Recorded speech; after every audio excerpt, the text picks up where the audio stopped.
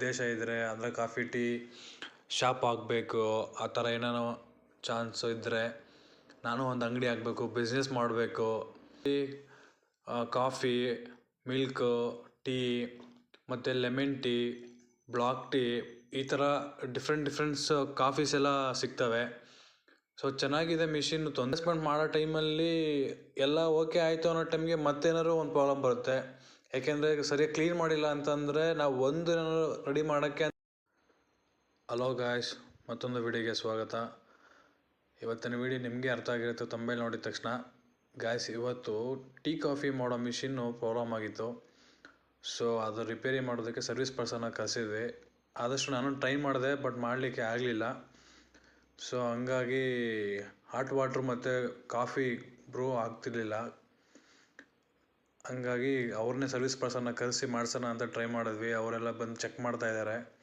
Check ಮಾಡಿ ಎಲ್ಲ block ಆಗಿದೆ, ನೀಟಾಗಿ ಕ್ಲೀನ್ ಮಾಡಬೇಕು ಎವ್ರಿ ಡೇ ಒನ್ಸು. ಈವ್ನಿಂಗ್ ಹೋಗಿ ಮುಗಿದ ತಕ್ಷಣ ಪ್ರತಿಯೊಂದೂ ಕ್ಲೀನಾಗಿ ಕ್ಲೀನ್ ಮಾಡಿಬಿಟ್ಟು ಇಟ್ಬಿಟ್ಟು ಹೋಗಬೇಕು ಅಂತ ಹೇಳ್ತಾ ಇದ್ದಾರೆ.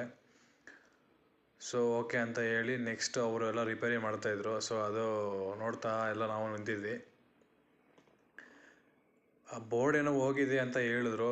ಸ್ನೇಹಿತರೆ, ನೀವು ಕಾಫಿ ಟೀ ಮಾಡೋ ಅಂತ ಯಾರು ಉದ್ದೇಶ ಇದ್ದರೆ ಅಂದರೆ ಕಾಫಿ ಟೀ ಶಾಪ್ ಆಗಬೇಕು ಆ ಥರ ಏನೇನೋ ಚಾನ್ಸ್ ಇದ್ದರೆ ನಾನು ಒಂದು ಅಂಗಡಿ ಆಗಬೇಕು, ಬಿಸ್ನೆಸ್ ಮಾಡಬೇಕು, ಕೆಲ್ಸಕ್ಕೆ ಹೋಗೋದು ತಪ್ಪುತ್ತೆ ಅಂತ ಆ ಥರ ಏನಾರು ಆಪರ್ಚುನಿಟೀಸ್ ನಿಮ್ಮಲ್ಲಿ ಇಟ್ಕೊಂಡಿದ್ರೆ ಗೈಸ್, ಸರ್ವಿಸ್ ಪರ್ಸನ್ಸ್ ಅವೈಲೇಬಲ್ ಇದ್ದಾರೆ. ಸೊ ಇವ್ರ ನಂಬರ್ನ ಇಲ್ಲ ಕೆಳಗಡೆ ಕೊಟ್ಟಿರ್ತೀನಿ.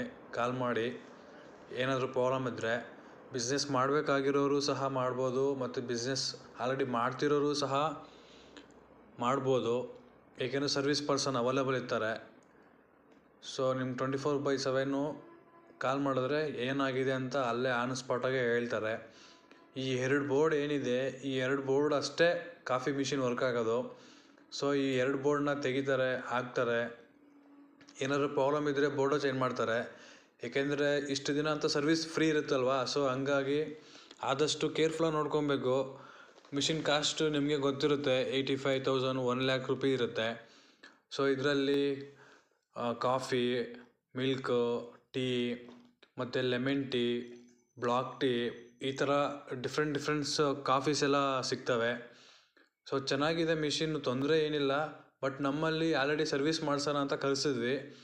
ಸೊ ಸರ್ವಿಸ್ ಪರ್ಸನ್ನ ಕರೆಸಿದಾಗ ಆ ಮಿಷಿನ್ ಆಪ್ರೇಟ್ರ್ ಹೇಳ್ತಿದ್ದಾರೆ ಇದೆರಡು ವರ್ಕ್ ಆಗ್ತಾ ಇಲ್ಲ, ಅಂದರೆ ಹಾಟ್ ವಾಟ್ರ್ ಬರ್ತಾ ಇಲ್ಲ ಮತ್ತು ಕಾಫಿ ಬ್ರೂ ಆಗ್ತಾ ಇಲ್ಲ.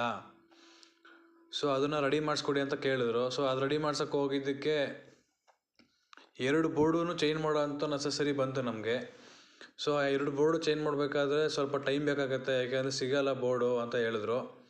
ಸೊ ನಾವು 2 days ವೆಯ್ಟ್ ಮಾಡಿ ಮತ್ತು ಬೋರ್ಡುಗಳನ್ನ ತರಿಸ್ಕೊಂಡು ರಿಪ್ಲೇಸ್ಮೆಂಟ್ ಮಾಡ್ತಾಯಿದ್ದೀವಿ.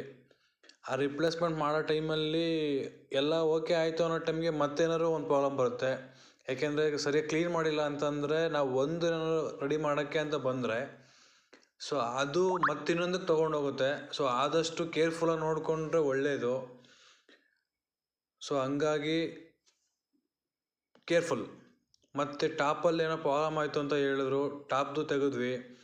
ಸೊ ಮಿಷಿನ್ ಟಾಪ್ಗೆ ಬಂದುಬಿಟ್ಟು ಹಾಟ್ ವಾಟ್ರು ಅದು ಸಂಬಂಧಪಟ್ಟಿದ್ದೆಲ್ಲ ಮೇಲಿರುತ್ತೆ. ಹಾಟ್ ವಾಟ್ರು ಮತ್ತು ಕಾಫಿ ಟೀ ಬ್ರೂ ಆಗೋದು ಅದು ಸಂಬಂಧಪಟ್ಟಿದ್ದೆಲ್ಲ ಬ್ಯಾಕ್ ಸೈಡ್ ಇರುತ್ತೆ, ಮಿಷಿನ್ ಬ್ಯಾಕ್ ಸೈಡ್ ಇರುತ್ತೆ.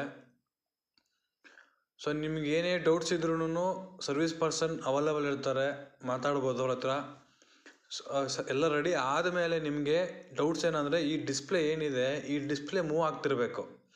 ಸೊ ಡಿಸ್ಪ್ಲೇ ಮೂವ್ ಆಗ್ತಿಲ್ಲ ಅಂತಂದರೆ ಮತ್ತೇನೋ ಪ್ರಾಬ್ಲಮ್ ಆಗಿದೆ ಅಂತ ಹೇಳಿ. ಸೊ ಅವರೆಲ್ಲ ರೆಡಿ ಮಾಡಿ ಆದಮೇಲೆ ಕ್ಲೋಸ್ ಮಾಡಿದ್ರು. ಮೇನ್ ಥಿಂಕ್ ಆ ನಂಬರ್ಸ್ ಮೂವ್ ಆಗ್ತಿರಬೇಕು, ಅದು ನೋಡ್ಕೊಳ್ಳಿ.